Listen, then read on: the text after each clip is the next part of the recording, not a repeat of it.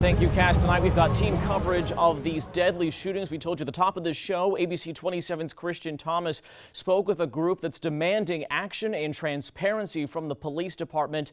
But we start with Jada Williams. She is live at Leon Arms Apartments where today's shooting happened. Jada, how is the community handling what happened today?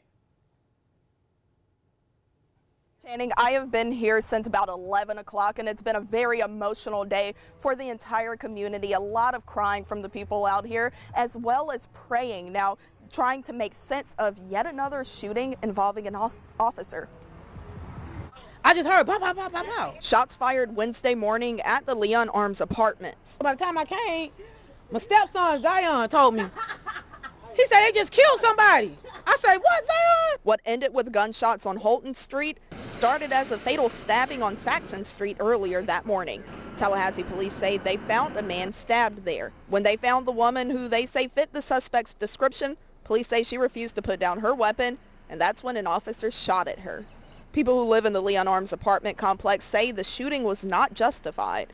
And if someone is pointing a gun at an officer, then the officer is expected and trained to defend themselves in that situation. Tonight, Police Chief Lawrence Revel is standing behind his officer's decision, a situation many say did not have to end with the woman dead. They could have tased her. They ain't have to shoot her. A similar thought shared by others in the community. Chief Revel says there's a reason officers go for the guns instead.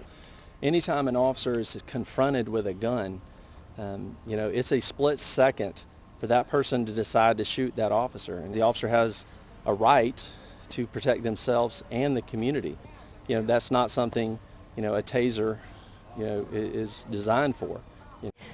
Again, police say the person in that original stabbing has died, and right now we know very little about that officer involved. TPD says that they don't plan to release his name. Channing? Well, Jada, it's important to note that what police are withholding that name, it's due to Marsy's law. So isn't that law in place to help victims?